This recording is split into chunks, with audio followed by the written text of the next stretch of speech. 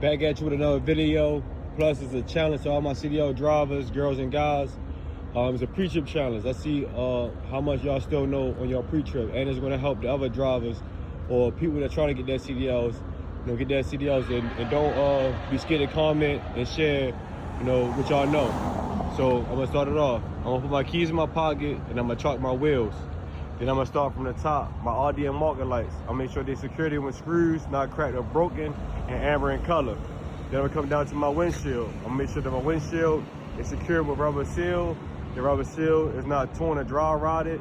That my windshield is clean, clear, no cracks, no illegal stickers. Then I'm gonna come down to my wiper arms and blades. Make sure that my wipers is connected to the blade with clips, and that my wipers is not dry rotted or torn, and is adequate tension to the windshield. Then I come down to my fender mirrors. Make sure that my fender mirrors is bolted to the hood, it's not missing or cracked or broken. Then I'm gonna come down to my headlights. Both headlights, you check, make sure they secured with screws, not cracked or broken. That my headlights is clean and clear, and that my turning signals is amber in color. Then, well, I ain't got my license plates in the windshield, but you'll check for the license plate. Make sure your license plate is up to date. It's not missing. And it's secured with screws. Then I'll pop this motherfucking hood. You grab this handle, pop the hood open. Oh, I'm gonna pop the hood open. I missed something too, but you'll stand back and you'll make sure that your truck not leading from side to side, and that could do from a bad suspension or a shifted load. Well, I always start from the passenger side. Everybody start from whatever side they normally start with. When I'm gonna start with my coolant reservoir, make sure that it's secured to the bracket, not cracked, broken, and also not leaking. And then we also gonna check for the proper levels.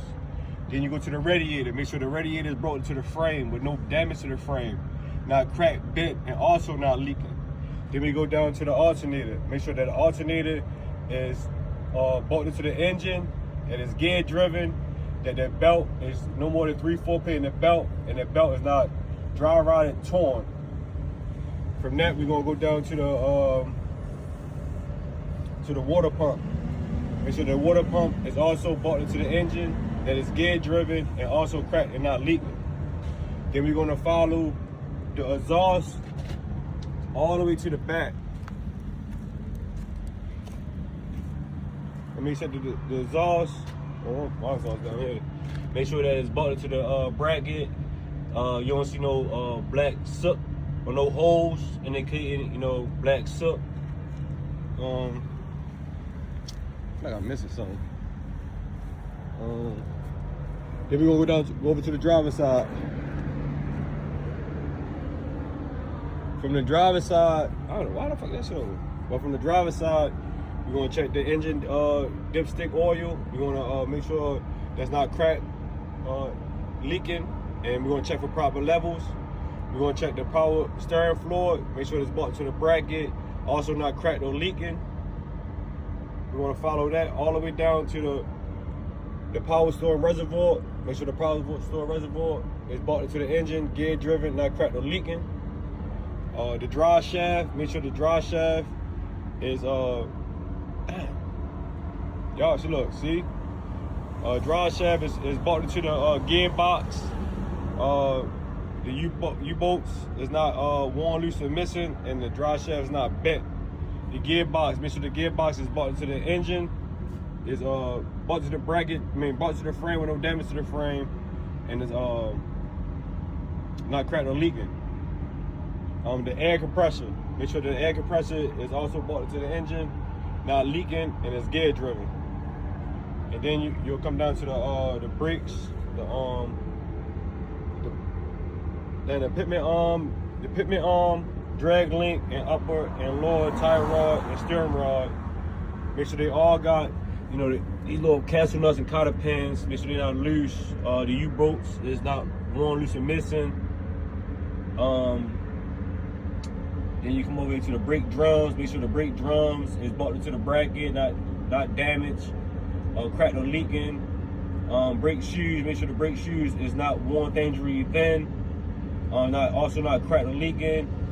The push rod slack adjuster. Make sure that it's 1/4 play. when the brakes is released, look, see, I'm slipping. I gotta get back on my shit. Then we gonna do the shock absorber. Make sure the shock absorber is bolted to the axle and the frame. The leaf springs, make sure they stacked in a straight line, not shifted, cracked or broken. The U-bolt is bolted to the leaf springs, not missing or broken.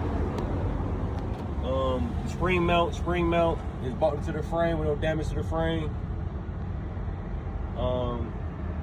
The tires, make sure that the tires is no more than 230 seconds on the tires.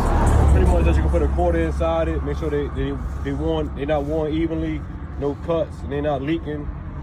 Make sure that your rim is not cracked or no illegal welds. Make sure your lug nuts is no missing lug nuts. Shiny metal means that it's a strip lug nut. Rust could indicate that it's that it's loose. And your hub seal, make sure your hub seal is bolted to the hub. Normally, I think it's like oil in there, so you must check for proper levels and stuff like that.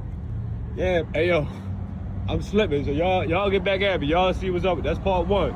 We're gonna break it down in sections. Get at me.